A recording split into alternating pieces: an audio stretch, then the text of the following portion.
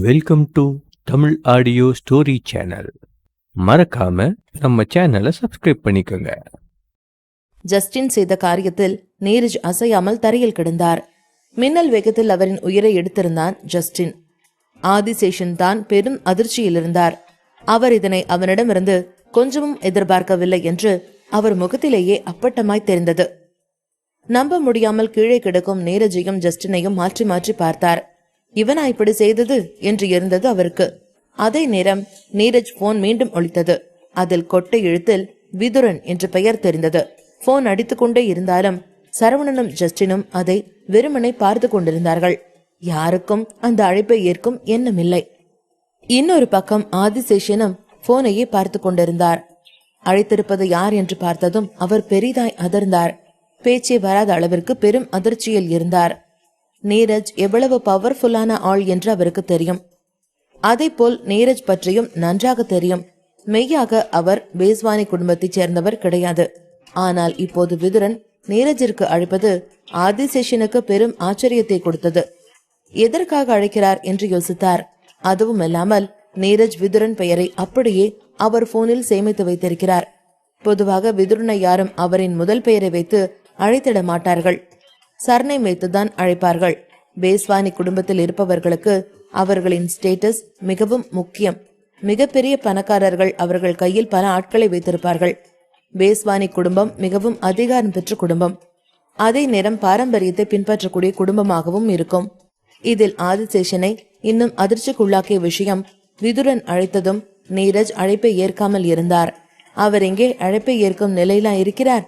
அப்படி இருந்தும் விதுரன் மீண்டும் மீண்டும் நீரஜிற்கு அழைத்தார். ஆதிசேஷனுக்கு அவர் கண்களை அவராலேயே நம்ப முடியவில்லை. எப்பத்துல இருந்து விதுரன் ஒருத்தருக்கு 2 முறை கால் பண்ண ஆரம்பிச்சாரு என்று ஆச்சரியமாக நினைத்தார் ஆதிசேஷன். ஆனால் இந்த முறை ஜஸ்டின் அந்த போனை எடுத்தான். இதை பார்த்ததும் ஆதிசேஷனுக்கு இன்னும் அதிர்ச்சிக்கு மேல் அதிர்ச்சியாக இருந்தது. அவருக்கு இதை பார்த்ததுமே படபடக்க துவங்கியது. பதட்டத்தில் மூச்சு வாங்க வேகமாய் மூச்சை உள்ளிழுத்து வெளியே விட்டார். அவரின் இதய துடிப்பின் சத்தம் வெளியே கேட்கும் அளவிற்கு வேகமாக துடித்துக் கொண்டிருந்தது. பேச போனை எடுத்தது ஜஸ்டின் தான். ஆனால் அவருக்கு அவ்வளவு பதட்டமாய் இருந்தது. இந்த ஜஸ்டின் என்ன பண்ண நினைக்கிறான்? செடியில ஓடுற ஓனான் எடுத்து தலையில விட்டுக்கிறானே. இனி என்னெல்லாம் நடக்க போகுதோ? தெரியாதனமா இவனுங்க கிட்ட வந்து நான் சிக்கிட்டேன் என்று மனதிலே புலம்பிய ஆதிசேஷன் நெஞ்சை பிடித்துக் கொண்டார். அவர்களை அவரால் புரிந்து கொள்ளவே முடியவில்லை. இவங்க என்ன பண்ண நினைக்கிறாங்க? பேஸ்வானி குடும்பத்தையே எதிர்க்க நினைக்கிறாங்களா? சரவண அவரே இதை நினைச்சாலும் நான் இது நல்லது இல்லைன்னு தான் சொல்லுவேன். இவங்களுக்கு ஏன் இந்த விபரீத ஆசை? இவங்களுக்கும் அவங்களுக்கும் குறைஞ்சவங்க இல்லைதான். ஆனாலும் 2 பேருக்கும் நிறைய வித்தியாசம் இருக்கே என்று மனதில் பதட்டத்துடன் நினைத்துக் கொண்டிருந்தவருக்கு வேர்த்து கொட்டியது. மயக்கம் வராத குறையாக இருந்தார் ஆதிசேஷன். அவருக்கு இவர்களை தடுக்கும் வழி தெரியவில்லை. பெரும் ஆபத்தில் மாட்டிக்கொள்ள பார்க்கிறார்கள் என்று நினைத்தார். மெல்லவும் முடியாமல் முழுங்கவும் முடியாமல் சிக்கி தவித்துக் கொண்டிருந்தார் ஆதிசேஷன். இரு குடும்பத்திற்கும் அதிகாரத்தில் பெருமளவு வித்தியாசம் இருக்கிறது. அதோடு மட்டுமில்லாமல் விதுரன் அந்த காலத்து ஆள். எதுவாக இருந்தாலும் கவனமாய் பார்த்து செய்திடுவார். ஆனால் இவர்களோ இளம் கன்றுகள். இளம் கன்று பயமறியாது என சும்மாவா கூறினார்கள்? அதுபோலதான் இப்போது சரவணன் செய்து கொண்டிருக்கிறான். இதில் அவனுக்கு ஏற்ப ஜஸ்டின் இருக்கிறான். இருவராலும் பெரும் கலவரமே வெடிக்கப் போகிறது என்று பயந்தார் ஆதிசேஷன். வேஸ்லாண்டில் டாப் 50 இருக்கும் ஆதிசேஷனையே பேஸ்வானி குடும்பத்திற்கு முன்பு ஒன்றும் இல்லாதவராய் இருந்தார். அவர்களை பற்றி நன்றாய் தெரிந்தவருக்கு பயம் இல்லாமல் எப்படி இருக்கும்? ஜஸ்டின் அந்த போனை அட்டென்ட் செய்வதற்கு முன்பே கால் துண்டிக்கப்பட்டது. என்னாச்சு என்று கேட்டான் சரவணா. அவனுக்கு போன் எடுக்கிற வரைக்கும் பொறுமை இல்லை, உடனே கட் பண்ணிட்டான் என்று தோலை குலுக்கினான் ஜஸ்டின். ஆதிசேஷனுக்கு சற்று நிம்மதியாய் இருந்தது. நல்ல வேளை இவங்க பேசிக்கல என்று நிம்மதி பெருமூச்சு விட்டார். ஆனால் அடுத்த நொடியே அந்த போனிற்கு மெசேஜ் வந்தது. நான் கால் பண்ணா ஏன் எடுக்கல என்று அனுப்பியிருந்தார் விதுரன். அவர் அனுப்பியிருக்கும் மெசேஜிலேயே அவர் முகம் இறுக்கத்தில் நீரஜ் பதிலுக்காக காத்து கொண்டிருக்கிறார் என்று தெரிந்தது. இதனை பார்த்த சரவணா ஜஸ்டின் கையிலிருந்து போனை வாங்கி கொண்டான். ஏதாவது திட்டி மாசா டயலாக் பேசி அனுப்ப போறியா என்று ஆர்வமாய் கேட்டான் ஜஸ்டின். அதில் விளையாட்டாய் சிரித்தான் சரவணா. ஏனோ ஜஸ்டினுடன் கூட்டு சேர்வதில் அவனின் விளையாட்டுத்தனம் இன்னும் கூடுவது போல உணர்ந்தான். ஜஸ்டின் கேட்டதற்கு பதில் சொல்லாமல் விதுரனுக்கு மெசேஜ் செய்தான். எல்லா வேலையும் நான் முடிச்சிட்டேன், சீக்கிரமே வரேன். என்று அனுப்பினான் சரவணா. இதை பார்த்ததும் ஆதிசேஷன் இன்னும் நிம்மதியானார். அப்பாடா, இப்பதான் நிம்மதியா இருக்கு. நல்லவேளை மிஸ்டர் சரவணாவும் விதுரனும் நேருக்கு நேர் பாத்துக்கல. இல்லனா அயர்லாண்டே போர்க்களமாகி ஊரே ரத்த கலரி ஆயிருக்கும். தப்புச்சோண்டா சாமி என்று நிம்மதி பெருமூச்சு விட்டார் ஆதிசேஷன். என்ன இப்படி மெசேஜ் பண்ணியிருக்க என்று சரவணனின் நோக்கம் புரிந்து சிரிப்புடன் கேட்டான் ஜஸ்டின். சின்னதா கேம் ஆடும். அயர்லாண்டுக்கு வந்துட்டு போன மெமரிஸ் வேணாமா என்று சிரிப்புடன் கேட்டான் சரவணா. இருக்கிறது பத்தாதா என்று கூறி சிரித்தான் ஜஸ்டின். ஆதிசேஷன் தான் பாவம் இவர்களுக்கிடையில் மாட்டிக்கொண்டு முழிக்கிறார். இவர்கள் கூத்தில் அவரால் சேர்ந்து கொள்ள முடியவில்லை. சரி, இப்ப நம்ம என்ன பண்றது? நீரஜ் வேற இறந்துட்டான். விதுரன் கண்டிப்பா இதை பத்தி விசாரிப்பான். இந்த விஷயத்த இப்படியே சும்மா விட்டுற மாட்டான் என்று பதட்டத்தில் கூறினார் ஆதிசேஷன். அவருக்கு அவ்வளவு பெரிய ஆளை எதிர்கொள்ளும் தைரியமும் இல்லை. சரவணனை நினைத்து அவர் கவலை கொண்டார். ஆதிசேஷன் கூறியதை கேட்டதும் அவரை திரும்பி பார்த்தான் சரவணா. ஜஸ்டின் கமுக்கமாய் சிரித்தான். ஆதிசேஷனை மேலும் கீழும் பார்த்த சரவணா, இப்போ அதுக்கு என்ன பண்ணணும்னு சொல்ல வரீங்க என்று கேட்டான். அதில் ஒரு நொடி திகைத்தார் ஆதிசேஷன். பயத்தில் எச்சிலை கூட்டி விழுங்கிக் கொண்டார். உண்மையை சொல்ல வேண்டும் என்றால் வேஸ்லாண்டில் மட்டுமில்லை, தென்கிழக்கு ஆசியா பகுதியில் பேஸ்வானி குடும்பம் என்ற பெயரை கேட்டாலே அனைவருக்கும் லேசான பயம் எடுக்கும். அவர்கள் சம்பந்தப்பட்ட விஷயங்களில் யாரும் எதிர்த்து நின்றிட மாட்டார்கள். இப்போது அவர்களிடமே பிரச்சனை செய்வது அவருக்கு அடிவயிற்றை கலக்கியது. அது இதை சரிகட்ட நம்ம ஏதாவது பண்ணியாகணும். இல்லனா அவங்க இதை பத்தி விசாரிக்க ஆரம்பிச்சிருவாங்க என்று மீண்டும் கூறினார் ஆதிசேஷன். சரவணா மீண்டும் அவரை திரும்பி பார்த்தான். ஆனால் இம்முறை அவனின் முகம் வேறு மாதிரி இருந்தது. இப்படிப்பட்ட ஒருத்தரை அவன் சந்திப்பான் என்று அவன் எதிர்பார்க்கவில்லை. அவர் மீது அவனுக்கு அதிருப்தி இருந்தது. சரவணனின் முகமாற்றத்தை கண்டுகொண்டார் ஆதிசேஷன். சில நொடிகள் தயங்கியவர், நீங்க என்ன நினைக்கிறீங்கன்னு எனக்கு தெரியுது சார். உங்க அப்பா எனக்காக நிறைய உதவி பண்ணியிருக்காரு. அவர் மட்டும் இல்லைனா இன்னைக்கு இந்த இடத்துல நான் நின்று இருக்க மாட்டேன். உண்மையை சொல்லணும்னா இந்த நேரம் நடுத்தெருவில் தான் இருந்திருப்பேன். அதனால தான் அவருக்கு நான் இவ்வளோ விசுவாசமா இருக்குன்னு நினைக்கிறேன். என்னானாலும் விதுரன் உங்களை கண்டுபிடிக்காத மாதிரி தான் நான் பார்த்துக்குவேன் என்றார் ஆதிசேஷன். இந்த விஷயத்தில் சரவணனின் பெயரை விதுரன் கண்டுபிடிக்காமல் இருக்க ஆதிசேஷன் பார்த்துக் கொள்வதாக கூறினார். என்ன ஆனாலும் சரவணனுக்கு எதுவும் நேர்ந்திட விடமாட்டார். அவரின் உயிரை கொடுத்தாவது விதுரனிடம் இருந்து சரவணனை காப்பாற்றும் எண்ணம் அவனுக்கு புரிந்தது. ஆனால் சரவணனுக்கு அவரின் இந்த வார்த்தையில் திருப்தி இல்லை. அவரை முறைப்புடன் பார்த்தான் சரவணா. சரியான பூமர் எல்லாம் கூட வச்சுக்கிட்டு என்று மனதில் நினைத்தான் சரவணா. சரியான கோடையா இருக்கீங்க என்று எரிச்சலுடன் சத்தமாகவே கூறினான். அதை கேட்ட ஆதிசேஷன் அதிர்ச்சியாக அவனை பார்த்தார். தன் காதில் தவறாக விழுந்துவிட்டதா என்று நினைத்து சரவணனை பார்க்க அவன் முகமே அவன் கூறினான் என்று காட்டியது. சார், என்ன சொல்றீங்க நீங்க என்று அவசரமாய் கேட்டார் ஆதிசேஷன். சரவணன் மீண்டும் அவரை அழுத்தமாக பார்த்தான். நீங்க இப்படி இருப்பீங்கன்னு நான் நினைச்சு கூட பார்க்கல. உங்களை மாதிரியான ஒரு தொடர் நடுங்கி எப்படி ஏன் அப்பாவுக்கு கீழே வேலை பார்த்தீங்கன்னு எனக்கு புரியல. விதுரனை பார்த்து பயந்து போய் நான் அவங்கிட்ட இப்படி சொன்ன நினைக்கிறீங்களா? என்னை பார்த்தா அவனுக்கு பயப்படுற மாதிரி இருக்கா? எப்படி என் அப்பா கூட நீங்க இருக்கீங்க என்று சூடாக கேட்டான் சரவணா. அவன் குரலிலேயே வெறுப்பு நிறைந்திருந்தது. இதை கேட்ட ஆதிசேஷன் பேச்சற்று நின்றார். அவருக்கு அவனுக்கு என்ன பதில் சொல்வது என்றே தெரியவில்லை. அப்போ இவரு அவனுக்கு பயந்து அத சொல்லலையா?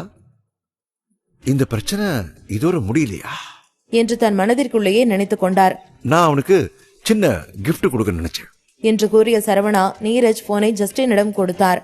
இது நம்ம கிட்டவே இருக்கட்டும். நம்ம ஆளுங்களை விட்டு நீரஜோட கான்டாக்ட்ஸை அனலைஸ் பண்ண சொல்லு என்று கூறினான். ஜஸ்டின் இதழில் புன்னகை தவிழ்ந்தது. அப்போதுதான் அவனுக்கு திருப்தியாக இருந்தது. தானே பார்த்தேன். எனக்கு உன்னை பத்தி நல்லா தெரியும் டியூட். நீ பெருசா ஏதோ பண்ண போறேன்னு. ஸ்மார்ட் ப்ரோ நீ. என்று சிரித்தான் ஜஸ்டின். சரவணன் அப்படி மெசேஜ் செய்த போதே பெரிதாக ஏதோ செய்ய போகிறான் என்று அவனுக்கு தெரியும். சரவணனின் உயிர் தோழனாய் அவன் அதனை அறிந்திருந்தான். சரவணன் இந்த விஷயத்தில் எவ்வளவு ஆத்திரமாய் இருக்கிறான் என்று நன்றாய் அவனுக்கு புரிந்தது. விதுரன் ஜாய் பெற்றவர்களை தாக்கி ஜாயை அவ்வளவு அழவிட்டதற்காக ஒன்றும் அவன் இவ்வளவு தூரம் இறங்கி செய்யவில்லை. ஒரு இடத்திற்கு ஒரு ராஜாதான் இருக்க வேண்டும். அதுவும் சரவணன் இருக்கும் இடத்திற்கு அவன் மட்டுமே ராஜா. இது அரியாசனத்திற்காக போடும் சண்டை. ஓகே டியூட் என்று அழகாய் ஒற்றை கண்ணை அடித்தான் ஜஸ்டின். அதன் பின் சரவணனிடமிருந்து போனை வாங்கி கொண்டான். இப்போது ஆதிசேஷன் தான் திகைப்பில் மூழ்கியிருந்தார். அவரின் கட்டுப்பாட்டையும் மீறி அவரின் உடல் அப்பட்டமாய் நடுங்கியது. என்ன இவர் இப்படி இருக்காரு? விதுரன் பத்தி தெரியுமா தெரியாதா? பெஸ்வானி குடும்பத்தை பத்தி கேள்விப்பட்டிருக்காரா இல்லையா? செத்து போனது நீரஜ், விதுரனோட ரைட் ஹேண்ட். அவரை கொன்னது போதாதுன்னு இப்போ விதுரனையும் அட்டாக் பண்ண தயாரா இருக்காரு அவரு. நிஜமாவே சரவணன் வேர்ல்ட் ஃபேர்ல அட்டன் பண்ண போறாரா? அது நிஜமாவே வேர்ல்ட் ஃபேரா இல்லையா? இல்ல சரவணனுக்கு விரிச்ச வலையா? ஒருவேளை சரவணன் அதுல மாட்டிக்க பாக்குறாரோ என்று பெரிதாய் மனதில் குழம்பினார் ஆதிசேஷன். அவருக்கு சரவணனை தடுக்கும் வழி தெரியவில்லை. மிஸ்டர் சரவணன் என்று வருத்தத்துடன் அவனை அழைத்தார் ஆதிசேஷன். அவன் அவசரப்பட்டு இதில் சிக்கிக்கொண்டு தவிக்க கூடாது என்று நினைத்தார். சரவணா அவர் அழைத்ததும் மீண்டும் அவர் பக்கம் திரும்பினான். இன்னில இருந்து நீங்க வேலன் குடும்பத்தை சேர்ந்த ஆள் இல்ல. நீங்க வேலன் குடும்பத்தை ஃபாலோ பண்றதுக்கு அவசியமும் இல்ல என்று நேரடியாக கூறினான் சரவணா. அதில் அதிர்ந்த ஆதிசேஷனின் முகம் நொடியில் வெளுத்தது. ஆனால் சீக்கிரமே தன்னை ஒரு நிலைப்படுத்திக் கொண்டார். அவருக்கு இந்த முடிவு தவறாக தோன்றவில்லை. சிவசக்திவேல் அரியணையை விட்டுவிட்டு அடுத்த தலைமுறைக்கு வழிவகுத்து விட்டார். ஒரு தலைவனாக இருப்பது எளிதான காரியமில்லை. அதுவும் பதவிக்கு புதிதாக வந்த தலைவன் தனது திறமையையும் தைரியத்தையும் காட்டிட நிறைய விஷயங்களை செய்திடுவார். அதுபோலதான் இதுவும் என்று நினைத்தார் ஆதிசேஷன். ஆனால் அதே நேரம் சரவணனின் திறமையை காட்டிட பேஸ்வானி குடும்பம் அவனுக்கு இடம் கொடுக்க மாட்டார்கள். அதுவும் இல்லாமல் சரவணன் சிவசக்திவேல் போன்று இல்லை என்று நினைத்தார் ஆதிசேஷன். ஓகே, தேங்க்யூ சார் என்று லேசான புன்னகையுடன் தலையசைத்தார் ஆதிசேஷன். இதுவும் ஒரு வகையில் தமக்கு நல்லதுதான் என்றும் நினைத்தார். இந்நேரம் சிவசக்திவேல் மட்டும் முன்னிலையில் இருந்தால் பேஸ்வானி குடும்பம் எல்லாம் சக்திவேலுக்கு நிகராக இருந்திருக்காது. அவரை அவர்களால் நெருங்கி இருக்க முடியாது என்று நினைத்தார் ஆதிசேஷன். ஏன் ஒட்டுமொத்த தென்கிழக்கு ஆசியாவிலேயே சிவசக்திவேலுக்கு நிகர் யாராகவும் இருந்திருக்க முடியாது. ஆனால் சரவணன் இவ்வளவு துணிச்சலுடன் இருக்கிறானே என ஆச்சரியப்பட்டார். அதன் பின் சரவணன் அங்கிருந்து கிளம்பினான். என் அப்பா அநியாயத்துக்கு நல்லவரா இருந்திருக்காரே என்று சொல்லியபடி செபாஸ்டியன் வில்லா நோக்கி நடந்தான். அவன் கூடவே ஜஸ்டினும் நடந்தான். ஏன் இப்படி என்று கேட்டான். என்னால் நம்பவே முடியல. டாப் 50ல இருக்கிற ஆதிசேஷன் மாதிரியான ஒருத்தரை என் அப்பா எப்படி அவர் பக்கம் வச்சிருக்காருன்னு எனக்கு ஆச்சரியமா இருக்கு.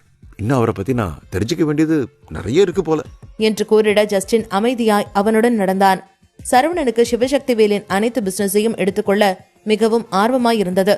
அவனால் காத்திருக்க முடியவில்லை. அதேபோல் அதற்கான வேலைகளையும் அவன் வெறும் ஒரே மாதத்தில் முடித்து விடுவான் என்று அவனும் எதிர்பார்க்கவில்லை. அவன் வேக வேகமாய் வேலைகளை செய்திருந்தான். அதன் பின் நேராக செபாஸ்டியன் வில்லாவிற்கு சென்றான். அங்கு ஜூலியஸ் முதல் கொண்டு மற்ற அனைவரும் அவனுக்காக வாசலிலே காத்து கொண்டிருந்தார்கள். சரவணனும் ஜஸ்டினும் பேசி சிரித்தபடியே வருவதை பார்த்து அங்கிருந்தவர்கள் அனைவரும் ஆச்சரியமாய் வாயை பிளந்தார்கள். என்ன இவனுங்க முழுசா வந்திருக்கானுங்க? நீரஜ் இவனுங்கள கொள்ளலையா? எப்படி தப்பிச்சிருப்பாங்க என்று சாரா மட்டும் யோசிக்கவில்லை. அங்கிருந்த அனைவருமே இப்படித்தான் யோசித்தார்கள். சரவணன் வந்ததுமே சாராதான் அனைவரையும் முந்திக் கொண்டு அவனிடம் சென்றார். அவருக்கு எவ்வளவு கொடுத்த என்று கேட்டார்.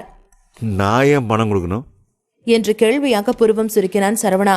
சாரா முகம் உடனே மாறியது. முகத்தை பாவமாக வைத்துக் கொண்டார். சரவணா, எனக்கு தெரியும் ஃப்ரெட்ரிக்காக நீதான் அயர்லாண்ட்ல இன்வெஸ்டர்ஸ் தேடி கண்டுபிடிச்சு கொடுத்தேன்னு. தப்புதான். நான் உன்னையும் மற்றவங்களையும் ரொம்பவே அசிங்கப்படுத்தியிருக்கேன். எல்லா விஷயத்திலயும் மற்றவங்களை பத்தி யோசிக்காம நான் என்னோட இஷ்டத்துக்கு நடந்துகிட்டு இருந்திருக்கேன். இப்பதான் எலினாவும் ஃப்ரெட்ரிக்கும் எனக்கு நல்ல பாடத்தை கற்றுக் கொடுத்தாங்க. நான் எவ்வளவு தப்பு பண்ணியிருக்கேன்னு எனக்கு இப்பதான் புரியுது. ப்ளீஸ் சரவணா, என்னை மன்னிச்சுடு. இதுவரை நான் பண்ணின தப்பு எல்லாத்துக்கும் சேர்த்து மன்னிப்பு கேட்டுக்கிறேன் என்று கூறினார் சாரா. சரவணனுக்கு பெரும் அதிர்ச்சியாக இருந்தது. சாரா வாயிலிருந்து இந்த வார்த்தைகள் வருகிறதா என்று நம்ப முடியாமல் பார்த்தான் சரவணா. ஒரே நாளில் நல்லவராய் மாறினால் அவனால் எப்படி தாங்கிட முடியும்? நிஜமாவே இவங்க தான் இப்படி பேசுறாங்களா? அவ்வளவு சீக்கிரம் திருந்தக்கூடிய கேரக்டர் இல்லையே இது. ஆனாலும் இவங்களுக்கு மட்டும் எங்க இருந்துதான் இப்படியெல்லாம் டயலாக் பேச வருதோ? அப்படியே திருந்தி மறுவாழ்வு வாழ போற மாதிரியே நடிக்க வேண்டியது. எப்பா, இது உலகமகா நடிப்புடா சாமி என்று நினைத்தான் சரவணா. சாராவா இப்படி பேசுகிறார் என்று நம்ப முடியாமல் பார்த்தான் சரவணா. எனக்கு தெரியும் சரவணா, நீரஜ் உன்கிட்ட ஃபீனிக்ஸ் குடும்பம் கொடுத்த பணத்தை கேட்கதான் பேச வந்தாருன்னு. நான் யோசிச்சு பார்த்தேன். எனக்கு என்னமோ நீ திரும்ப அதை அவங்க கிட்டே கொடுக்கறது தான் நல்லதுன்னு தோணுது. நம்மள மாதிரி ஆளுங்கனால ஃபீனிக்ஸ் குடும்பம் மாதிரி பெரிய குடும்பத்தை பகச்சுக்க முடியாது. இனிமே நீ இங்கேயே அயர்லாண்ட்லயே இருந்து நீ இன்வெஸ்ட் பண்ணி சம்பாதிக்கலாம். நான் உன்கிட்ட இதை தவிர வேற எதுவும் பெருசா கேட்க மாட்டேன் என்று மிகவும் தன்மையாக கூறினார் சாரா. செபஸ்டியன் குடும்பத்திற்குள் திரும்ப நுழைவதற்காக சாரா என்ன வேண்டுமென்றாலும் செய்திடுவாள். இங்க இருந்து நான் என்ன பண்ண போறேன்? என்று லேசாய் முணுமுணுத்தான் சரவணா. சரவணனை நெருங்கி வந்த எலினா அவனின் கைகளை பிடித்துக்கொண்டு, சாரி சரவணா என்று தயக்கத்துடன் கூறினாள். அதில் அவள் கைகளில் இருந்து தன் கையை பிரித்து கொண்டான். பரவாயில்ல விடு, ஒன்றும் இல்லை என்று அமைதியான குரலில் கூறினான் சரவணா. எலினாவிற்கு லேசாய் மனம் வலித்தது. கைகளை கூட பிடிக்க விட மாட்டேங்கிறானே என்று. சரவணன் மனதில் இடம் பிடிக்கும் எண்ணம் எலினாவிற்கு. அவளால் அதனை செய்து. இடம் பேஸ்வானி ஃபேமிலி மேன்ஷன். விதுரனுக்கு நீரஜிடமிருந்து மெசேஜ் வந்தது. அதை பார்த்த விதுரன் யோசனையாக புருவம் சுருக்கினார். விதுரனுக்கு அருகே இன்னொரு நபர் வேகமாய் ஓடி வந்தார். மிஸ்டர் பெஸ்வானி, நீரஜ் எல்லா வேலையும் நீங்க சொன்ன மாதிரி முடிச்சிட்டாரா என்று கேட்டார். அதில் கடுப்புடனே பெருமூச்சு விட்டார் விதுரன். இவன் இருக்கானே, அவன் அங்க என்ன பண்ணிட்டு இருக்கான்னு எனக்கு தெரியல. ஆனா போன நேரத்துக்கு இந்நேரம் எல்லாத்தையுமே ரொம்ப கொடூரமா கொண்டு போட்டிருப்பான்னு நினைக்கிறேன். என் ஃபோன் காலை கூட எடுக்க அவனுக்கு நேரம் இல்லை. அவ்வளவு பிஸியா அவன் வேலையில மூழ்கி இருக்கான்னு நினைக்கிறேன். எனக்கு ஜஸ்ட் மெசேஜ் மட்டும் அனுப்புனான். கண்டிப்பா அவன் சொன்ன வேலையை முடிச்சிருப்பான் என்று நம்பிக்கையாக கூறினார் விதுரன். அவருக்கும் நீரஜிற்கும் 20 வருட பழக்கம் இருக்கிறதே. 20 வருடங்களா இருவரும் நெருங்கிய நண்பர்கள், சகோதரர்கள் போல ஒருத்தருக்கொருத்தர் துணை நின்று கொண்டிருக்கிறார்கள். நீரஜ் விதுரன் குடும்பத்தைச் சேர்ந்தவர் இல்லைதான். ஆனாலும் நீரஜ் மீது அதீத மதிப்பு அவருக்கு உண்டு. விதுரனின் இன்னொரு பாதி என்று சொல்லும் அளவிற்கு இருந்தது. விதுரனுக்கு இருக்கும் தடைகள் அனைத்தையும் தகற்றி அவரை ராஜாவாக்கி அழகு பார்த்தது எல்லாமே நீரஜ் தான். விதுரனின் தளபதிதான் நீரஜ். விதுரனுக்கு ஏதாவது ஒன்று என்றால் நீரஜ் தான் முன்னால் வந்து நிற்பார். விதுரனும் அவரை தான் பயன்படுத்திக் கொள்வார். இவன் கேரக்டரையே இப்படித்தான். இவன் இன்னும் மாறாம இப்படியே இருக்கான்.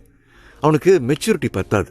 5 வருஷத்துக்கு முன்னாடியே நான் உங்ககிட்ட சொல்லியிருக்கேன்ல, எல்லா விஷயத்திலையும் அவன் அவசரப்பட்டு உங்களுக்கு ஹெல்ப் பண்ண அனுப்பாதீங்கன்னு. நீங்க கேட்கவே இல்லை. அவன்கிட்ட என்னதான் பலம் இருந்தாலும் அவன் மைண்ட்ல மெச்சூரிட்டி இல்லாதவன். அந்த நேரத்துல என்ன நினைக்கிறானோ அதைத்தான் பண்ணுவான், யோசிக்கவே மாட்டான் என்று விதுரனுக்கு வலது பக்கம் இருக்கும் ஒருவர் கூறினார். அந்த பெண்ணும் பேஸ்வானி குடும்பத்தைச் சேர்ந்தவர்தான். விதுரனின் மூத்த சகோதரி அமிர்தா பேஸ்வானி. நீரஜும் அவரும் விதுரனுடன் அவர்களின் இளம் வயதிலிருந்தே ஒன்றாயிருக்கிறார்கள். மூவரும் ஒரே கூட்டுதான். அவர்கள் இருவரையும் விதுரன் கண்மூடித்தனமாய் நம்பிடுவார். நீரஜும் அமிர்தாவும் தான் விதுரனின் அசிஸ்டன்ட். இப்ப அது முக்கியம் இல்ல. அவன் ரொம்ப ஸ்ட்ராங்கான ஆளு. அவனை யாராலையும் அசைக்க முடியாது. இத்தனை வருஷம் அவன் கூட இருந்து பார்த்த நமக்கு தெரியாதா அவனை பத்தி என்று பெருமையாக தலையை நிமிர்த்தி கூறினார் விதுரன். அவருக்கு நீரஜை நினைத்தால் அவ்வளவு பெருமை. கர்வமாக சிகரெட்டை எடுத்து பற்ற வைத்துக் கொண்டார். இல்ல, இன்னும் சொல்ல போனா அவனுக்கு ஈடு கொடுக்கிற அளவுக்கு எவன் இன்னும் பிறக்கல. அவன் வேகத்துக்கு தகுதியானவன் எவனுமே இல்லை. எல்லாரும் அவன் முன்னாடி தூசி மாதிரி ஊதி தள்ளிட்டு போயிட்டே இருப்பான். இவனை மாதிரி ஒருத்தர் பெஸ்வானி குடும்பத்தில் இருக்கிறது நமக்குத்தான் நல்லது. அவன் திறமைய சரியா யூஸ் பண்ணி அவனுக்கு தகுந்ததா கொடுக்கறதா நாம செய்ய வேண்டியது என்று ஆணவமாக பீற்றிக் கொண்டார் விதுரன். பாவம் நீரஜ் பரலோகம் சென்று 1/2 மணி நேரம் ஆகியது என்று தெரியாமல் பேசிக் கொண்டிருக்கிறார். உண்மை தெரிந்தால் அவரின் நிலை என்ன ஆகுமோ? இதை கேட்டதுமே அமிர்தா தலை குனிந்தார். என்ன பேசிட்டு இருக்கீங்க நீங்க? இந்த உலகத்துல யாரு பலசாலியோ அவங்களுக்கு தான் மதிப்பும் மரியாதையும் அதிகம். பணம் மட்டும்தான் ஒருத்தரோட பலத்தை நிர்ணயம் பண்ணுது. அந்த பணம் நம்ம பிறக்கிறப்ப நம்ம கூட வர்றதோ இல்ல, நம்ம சாகுறப்ப நம்ம கூடவே எடுத்துட்டு போறதும் இல்ல. பணம் இருக்கிறவன் வாழ்க்கையை எப்ப வேணும்னாலும் எப்படி வேணும்னாலும் மாறும், உயரும். ஆனா உண்மையா நேர்மையா இருக்கிற நண்பர்கள் கிடைக்க கொடுத்து வச்சிருக்கணும். அது எவ்வளவு பணம் இருந்தாலும் வாங்க முடியாது என்று கூறினார் அமிர்தா. நீ சொல்றது சரிதான் என்று தலையசைத்தார் விதுரன். 2 முறை சிகரெட்டை இழுத்து விட்டவர் அதனை ஆஷ்ட்ரேவில் தட்டினார். ஆமா, நான் ஒருத்தனை பத்தி விசாரிக்க சொன்னல, அந்த விஷயம் என்னாச்சு? ஏதாவது கண்டுபிடிச்சியா? தகவல் கிடைச்சதா என்று கேட்டார் விதுரன். நான் கண்டுபிடிச்சிருக்கேன் என்று கூறிய அமிர்தா வேகமாய் அவர் கையில் ஒரு டாக்குமெண்ட்டை கொடுத்தார். ஆதரன் பற்றி எல்லா விஷயத்தையும் நாங்க அலசி ஆராய்ஞ்சிட்டோம். நாம எதிர்பார்த்த மாதிரியே இவனை சுத்தி பல மர்மம் இருக்கு. ஆனாலும் அவனால நமக்கிட்ட இருந்து தப்பிக்க முடியாது என்று கூறினார் அமிர்தா. விதுரன் அந்த டாக்குமெண்டை மிகவும் கவனமாக படித்து பார்த்தார். அதில் இருக்கும் ஒவ்வொரு தகவல்களையும் மிகவும் நுணுக்கமாய் பார்த்தார். அதனை படிக்க படிக்க அவரின் புருவம் சுருங்கியது. கடந்த சில வருஷமா ஹோக்ஸியா கேபிட்டல் ரொம்ப வேகமா வளர்ச்சி அடைஞ்சுக்கிட்டே வருதுல்ல, உனக்கு அதுக்கான காரணம் என்னன்னு தெரியுமா என்று கேட்டார் விதுரன். அது எனக்கு தெரியாது என்று தயங்கினார் அமிர்தா. அவருக்கு எப்படி அதை பற்றி தெரியும்? 5 வயதிலிருந்தே அவருக்கு சண்டை மட்டும்தானே போட தெரியும். இதை பற்றி கேட்டால் அவர் என்ன பதில் கூறிடுவார்? ஹோக்ஸியா பிசினஸ் பண்ண ரொம்ப பெரிய மார்க்கெட். ஆனா அவங்க ரொம்ப பெரிய கேபிட்டலிஸ்ட்டை அவங்களோட பெரிய மார்க்கெட்டில் நுழையவே விட மாட்டாங்க. சுருக்கமாக சொல்லப்போனால் அங்கே இருக்கிறவங்க எல்லாருமே சின்ன சின்ன கேபிட்டல்ஸ் மூலமாக இன்வெஸ்ட்மெண்ட் பண்ணுறவங்க தான். ஃபீனிக்ஸ் குடும்பம், ஆரோன் குடும்பம் மாதிரியான பெரிய குடும்பத்தெல்லாம் அவ்வளவு சுலபமாக அதுக்குள்ளே நுழைய விட்டுற மாட்டாங்க. சின்ன சின்ன இன்வெஸ்டர்ஸ் தான் வருவாங்க. ஆனால் இவ்வளவு குறுகிய காலகட்டத்தில் ஒரு சாதாரண சின்ன கேபிட்டலிஸ்ட் எப்படி இவ்வளவு பெருசாக வளர முடிஞ்சுது? அதுவும் இல்லாமல் ஹுக்ஸியாவில் இருக்கிற நிறைய பிஸ்னஸ்மேன் எல்லாம் பெரிய லெவலில் ப்ரமோட் பண்ணியிருக்காங்க என்று ஆச்சரியமாய் கேட்டார் விதுரன். இதை கேட்டு புருவம் சுருக்கினார் அமிர்தா. அப்ப பேஸ்வானி குடும்பத்தோட நிலைமை என்னாச்சு என்று நம்ப முடியாமல் கேட்டார்.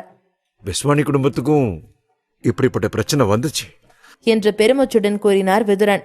பேஸ்வானி குடும்பத்தின் வளர்ச்சியே மற்றவர்கள் தங்களை கட்டுக்குள் வைத்திருப்பதுதான். அவர்கள் கட்டுக்குள் வைத்திருக்கும் வரைதான் இவர்களால் பிழைத்திட முடியும். இவர்கள் வளர்ந்தால்தான் மற்றவர்களும் வளர முடியும் என்று சட்டம் இல்லை. ஆனால் யாரும் வளரவே கூடாது. அந்த சட்டத்தை ஹோக்ஸியா முறித்து விட்டது. விதுரன் ஆழமாக யோசிக்க துவங்கினார்.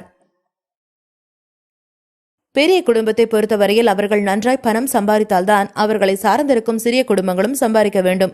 அவர்கள் நன்றாய் இல்லை என்றால் மற்ற யாரும் நன்றாய் இருந்திடக்கூடாது. ஆனால் இப்போது ஹோக்ஸியாவின் வளர்ச்சி அந்த சட்டத்தை உடைத்தது போன்று இருக்கிறது. ஹோக்ஸியாவில் இருக்கும் தொழிலதிபர்கள் எல்லாம் யாராக எவ்வளவு உயரத்தில் இருந்தாலும் சரி, பேஸ்வானி குடும்பம் அவர்கள் மீது கண் வைத்து விட்டால் அவ்வளவுதான். அவர்கள் வளர்ச்சி மொத்த ஹோக்ஸியாவிற்கு எதிரியாகும் நிலைக்கு கொண்டு வந்து விட்டு விடுவார்கள்.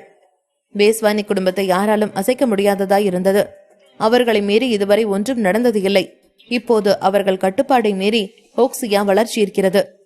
பேஸ்வானி குடும்பம் ஆரம்பத்திலேயே இவற்றை தடுத்து நிறுத்தவில்லை என்றால் அவர்கள் இன்னும் மென்மேலும் வளர்ந்த பிறகு தடுப்பது அவர்களுக்கு மிகவும் கடினமாயிருக்கும். அதனால்தான் பேஸ்வானி குடும்பம் ஆரம்பத்திலேயே இதற்கு ஒரு முடிவு கட்ட நினைத்தார்கள்.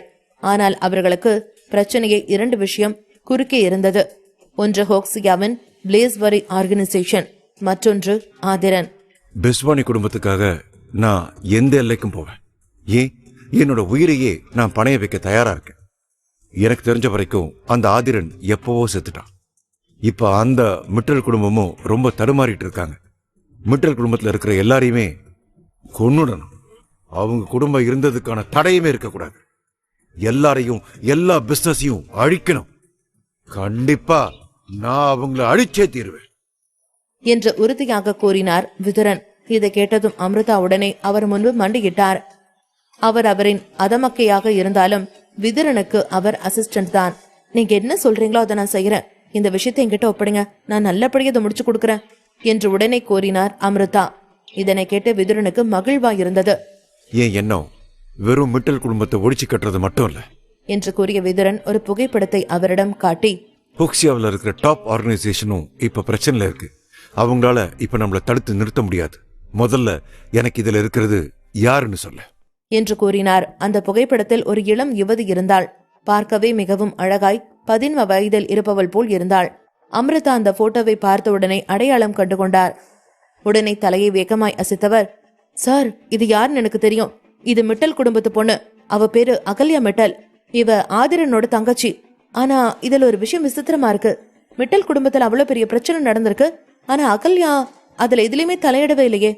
இதுல நான் விசாரிச்ச வரைக்கும் என்னன்னா, சொத்து பிரிச்சிருக்கிறதுல அகல்யா பேர எதுவுமே இல்ல.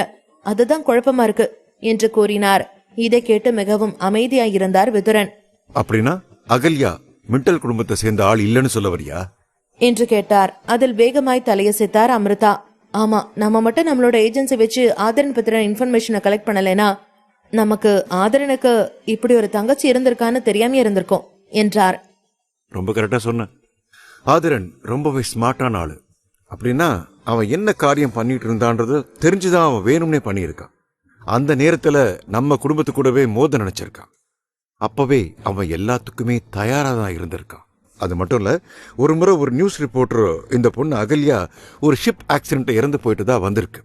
அந்த நேரத்துல கூட மிட்டல் குடும்பம் அவளுக்காக இரங்கல தெரிவிச்சாங்க என்று கூறினார் விதுரன். அது லேசாய் அதிர்ந்தார் அமிர்தா. நீங்க என்ன சொல்றீங்க? அப்படின்னா ஆதரன் வேணும்னே அவனோட தங்கச்சி பத்தின விஷயத்த மறைச்சு வச்சிருக்கானா என்று அதீத ஆர்வத்துடன் கேட்டார். விதுரன் சாதாரணமாய் தலையசைத்தார். மேலும், இந்த ஆதரன் இருக்கானே, அவன் சரியான நச்சு. நமக்கு தொல்லை கொடுக்குற எதிரிகள்ல இவனும் ஒருத்தன்.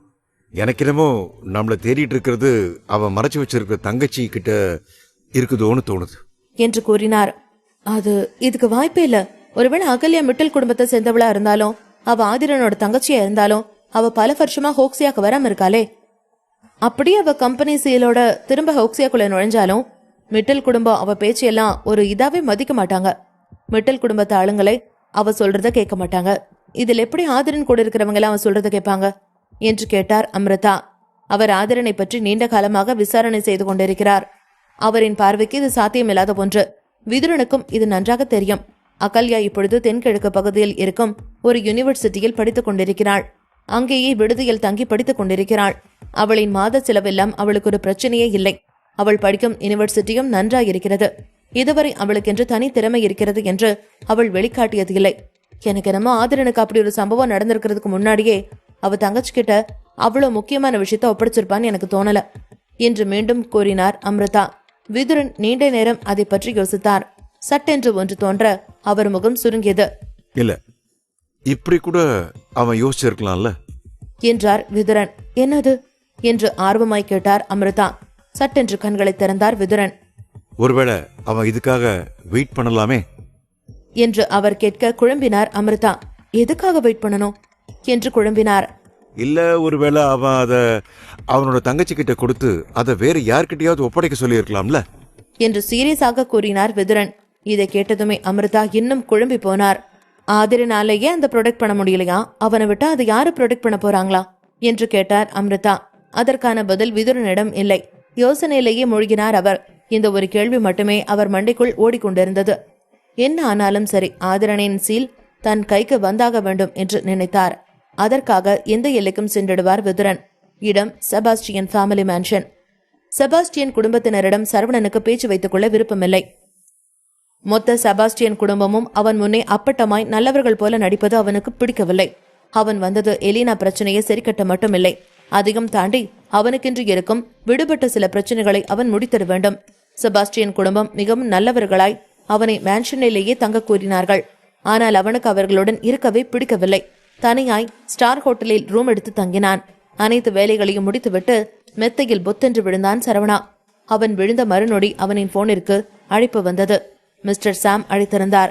மிஸ்டர் சாம், என்ன இந்த நேரத்துல கால் பண்ணிருக்கீங்க என்று கேட்டான் சரவணா. எனக்கு நீ ஒரு உதவி பண்ணணும், அத நீ மறுக்கவும் கூடாது என்று நேரடியாக கூறினார் சாம். சரவணன் இப்பொழுது ஹோட்டல் ரூமில் தன்னுடைய படுக்கையில் படுத்திருந்தான். அந்த நேரத்தில் வெளியே அழுது கொண்டிருந்த ஜாய்க்கு ஆறுதல் சொல்வதற்காக எலினா அவளுக்கு அருகில் போனாள். என்ன ஜாய்ஸ், எதுக்காக சின்ன பிள்ளை மாதிரி இவ்வளவு அழுது ஆர்ப்பாட்டம் பண்ணிக்கிட்டு இருக்க? எல்லா விஷயமும் சரியாயிடும்னு சொன்னா புரிஞ்சுக்கோ. நீ இப்ப எதுக்கு நீ அழுகிற என்று எலினா ஜாயிடம் கேட்டாள். எவ்வளவு சமாதானப்படுத்தியும் ஜாயால் அமைதியாக இருக்க முடியவில்லை. அதற்கு காரணமே அந்த பேஸ்வானி குடும்பம்தான். பேஸ்வானி குடும்பத்தின் கண் இப்பொழுது ஒட்டுமொத்தமாக பிராங்க்லின் குடும்பத்தின் மேல்தான் இருக்கிறது. அவர்கள் எப்பொழுது வாய்ப்பு கிடைக்கும் இவர்களை கோழி குஞ்சை போல எப்பொழுது கொத்தி செல்லலாம் என காத்து கொண்டிருக்கும் கழுகை போலதான் இருந்தார்கள். இதற்கு முன்பாக எல்லாம் பேஸ்வானி குடும்பமும் பிராங்க்லின் குடும்பமும் ஒரே அளவான பலத்தில் இருந்ததால் இந்த பேஸ்வானி குடும்பம் பிராங்க்லின் குடும்பத்தை எதுவும் செய்யவில்லை. ஆனால் இப்பொழுது நிலைமையே வேறு. பிராங்க்லின் குடும்பத்தின் பலம் கொஞ்சம் கொஞ்சமாக சரிந்து கொண்டே வருகிறது. இந்த வாய்ப்பை சரியாக பயன்படுத்திக் கொள்ள வேண்டும் என நினைக்கிறார்கள் அந்த பேஸ்வானி குடும்பத்தைச் சேர்ந்தவர்கள். அதற்காகத்தான் இப்பொழுது ஜாயின் அம்மா அப்பாவை பிடித்து வைத்திருக்கிறார்கள். ஜாய் அழுது கொண்டே தன் முன்னால் நிற்கும் எலினாவை பார்த்து அவளை கட்டிப்பிடித்து அழத் தொடங்கினாள். அவளுடைய அழகியின் சத்தம் இப்பொழுது மிக அதிகமாக கேட்டுக்கொண்டிருந்தது. அவளால் தன்னுடைய வருத்தத்தை கட்டுப்படுத்தவே முடியவில்லை. எலினா, நான் ஒரு மகளா இருக்கிறதுக்கே தகுதி இல்லாதவ. என்னோட அம்மா எப்பவுமே என்னை பத்தி மட்டும்தான் கவலைப்படுறாங்க. ஆனா நான் இத்தனை நாளா என்னை பத்தி மட்டும்தான் யோசிச்சு ரொம்பவே சுயநலமா இருந்திருக்கேன். அவங்க யார பத்தி நினைக்கவில்ல, அவங்க மேல அக்கறையா இருந்ததும் இல்ல என்று அழுது கொண்டே சொன்னாள் ஜாய். பின்பு, என்னோட அண்ணன் இந்த குடும்பத்தை வழி நடத்துறதுக்கு சரியான ஆள் கிடையாது. அதனால நான் இப்ப கல்யாணம் பண்றதுக்காக ஒரு சரியான நபரை கண்டுபிடிக்க வேண்டிய கட்டாயத்துல இருக்கேன் அப்படின்னு எனக்கு தெரியும். பிராங்க்லின் குடும்பத்தை எப்படியாவது இந்த பேஸ்வானி குடும்பத்துக்கிட்ட இருந்து காப்பாத்தணும். அப்படின்னா கண்டிப்பா நான் பீனிக்ஸ் குடும்பத்துல ரொம்ப அந்தஸ்துள்ள ஒரு நபரை தான் நான் கல்யாணம் பண்ணிக்கணும். இந்த மரமடைக்கு இப்பதான் இது புரியவே வந்திருக்கு என்று சொன்னாள் ஜாய். இதை கேட்ட எலினாவோ அதிர்ச்சியாக, கல்யாணம் பண்ணிக்க போறியா? என்னடி சொல்ற என்று ஆச்சரியமாக கேட்டாள். ஆமா, நான் இவ்வளவு நாள் என்னோட குடும்பத்தை பத்தி எதையுமே யோசிக்காம எனக்கு ஏற்கனவே வந்த நல்ல நல்ல வரணையெல்லாம் கல்யாணம் பண்ணிக்க மாட்டேன்னு சொல்லி மறுத்துட்டேன். எல்லாமே என்னோட தப்புதான் என்று அழுது கொண்டே தலையில் அடித்தாள் ஜாய். இல்ல ஜாய், இதுல உன்னோட தப்பு எதுவும் இல்ல. நீ இப்படி உன்ன நீயே தண்டிச்சுக்காத என்று சொல்லி எலினா ஜாயை கட்டிப்பிடித்து அவளை மார்போடு அணைத்து கொண்டாள். அழுது கொண்டிருக்கும் ஜாயை தேற்றியபடி, எதுக்கு உனக்கு எந்த சம்பந்தமும் இல்ல, நீ அழாத என்று மெதுவாக சொன்னாள் எலினா. அவளுடைய ஆறுதலான வார்த்தை ஜாய்க்கு கொஞ்சம் மன நிம்மதியை கொடுத்தாலும் அவளுக்கு அழுகை இன்னும் நிற்கவில்லை. இல்ல எலினா, உனக்கு எதுவுமே தெரியாது. என்னோட அம்மா அவங்களோட ஒட்டுமொத்த கௌரவத்தையும் எனக்காக விட்டு கொடுத்து பிராங்க்லின் குடும்பத்தோட அந்தஸ்து பயன்படுத்தி எனக்காக ஒரு நல்லவரனா தேடிக்கிட்டு இருந்தாங்க. பெரிய பெரிய குடும்பங்கள், ஐரோப்பாவில் இருக்கக்கூடிய ரொம்ப பெரிய ஹை ஃபேமிலிஸ், ஃபீனிக்ஸ் குடும்பத்து கூட ஃப்ரெண்ட்லியா இருந்த ஒரு சில குடும்பங்கள் அப்படின்னு எனக்கு அவங்க மாப்பிள்ளை பார்க்கறது இடமே கிடையாது. அதுவும் இல்லாம அவங்க கூட எல்லாம் எனக்கு நிறையவே பிளைண்ட் டேட்ஸ் எல்லாமே ஏற்பாடு பண்ணிருந்தாங்க என்னோட அம்மா. ஆனா நான் அவங்களோட மனசை புரிஞ்சுக்காம அது எல்லாத்தையும் வேணான்னு சொல்லி ரிஜெக்ட் பண்ணிட்டேன் இல்லைனா என்று சொல்லி அழுது கொண்டே பேசிவிட்டு சிறிது நேரம் அமைதியாக திரும்பவும் அழுது கொண்டே புலம்ப தொடங்கினாள் ஜாய். நான் அவங்க எல்லாரையும் ரிஜெக்ட் பண்ணினது மட்டும் இல்லாம இந்த ஊர்ல என்னோட அப்பா அம்மாவோட நல்ல பேரு கெடுக்கிற மாதிரி திமிர் பிடிச்ச மாதிரி தான் நடந்துகிட்டேன். என்ன கல்யாணம் பண்ணி அப்படியே என்னோட குடும்பத்துக்கு கூட பிசினஸ் டீலிங் வச்சுக்க நினைச்ச பல இன்வெஸ்டர்ஸ் எல்லாம் நான் வேண்டான்னு சொல்லி என்னோட குடும்பத்துக்கு வர இருந்த பெரிய பெரிய வாய்ப்புகளை எல்லாம் ரிஜெக்ட் பண்ணிட்டேன். ஒருவேளை நான் மட்டும் அதுல ஏதாவது ஒரு நல்ல குடும்பமா பார்த்து யாராவது ஒரு பெரிய பணக்கார பையனா கல்யாணம் பண்ணிக்கிட்டு போயிருந்தேன்னா இப்போ இன்னைக்கு என்னோட பிராங்க்லின் குடும்பம் ரொம்ப நல்ல நிலைமையில இருந்திருக்கும்.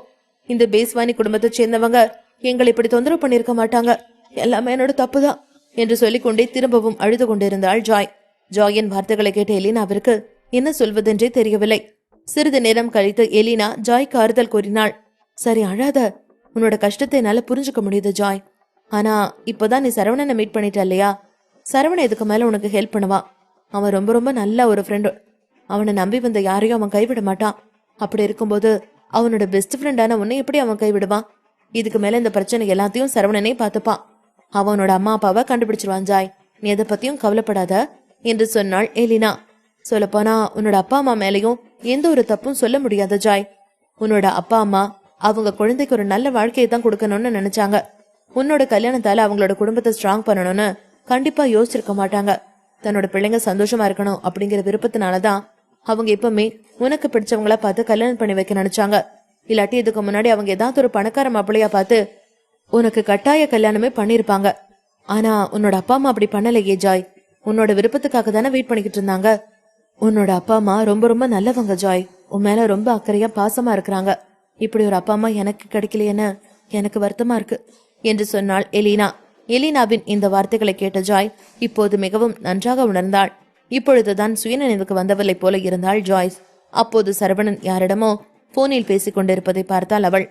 சரவணனின் முகத்தை பார்த்த அவளுக்கு திடீரென்று ஏதோ நினைவுக்கு வந்ததை போல எலினாவை இழுத்து, எலினா வேண்டாம், சரவணனை பேஸ்வானி குடும்பத்துக்கு எதிராக நம்ம ஹெல்ப் பண்றதுக்காக கூப்பிட முடியாது என்று பதட்டமாக சொன்னாள் ஜாய். உனக்கு தெரியாது எலினா, பேஸ்வானி குடும்பத்துல இருக்கக்கூடிய ஒவ்வொரு ஆட்களும் ரொம்ப ரொம்ப கொடூரமானவங்க. தங்களோட சொந்த நலனுக்காக வெளிநாட்டுல ரொம்ப ரொம்ப பெரிய தப்புகள் எல்லாம் பண்ணிக்கிட்டு இருக்காங்க. பலரை அவங்க கொலை கூட பண்ணிருக்காங்க. சில இடங்கள்ல ஒட்டுமொத்தமா குடும்பத்தையுமே தீர்த்து கட்டியிருக்காங்க. இந்த பிஸ்வானி குடும்பத்தை சேர்ந்தவங்க அந்த வீட்டுல இருக்கக்கூடிய வயசானவங்க, நோயாளிக, பொண்ணுங்கன்னு கூட பார்க்காம அவங்க எல்லாரையும் ரொம்ப ரொம்ப மோசமா கொலை பண்ணினதுதான் நான் கேள்விப்பட்டிருக்கேன் என்று எலினாவிடம் பிஸ்வானி குடும்பத்தை பற்றி சொல்லிக் கொண்டிருந்தாள் ஜாய். அவளுடைய முகத்தில் அவ்வளவு பயம் தெரிந்தது. அதை கேட்டு எலினாவும் ஒரு நிமிடம் யோசித்து விட்டு பின் ஜாயை பார்த்து, சரி ஜாய், நீ என்ன நினைக்கிறியோ அதை பண்ணு என்று சொன்னாள் எலினா.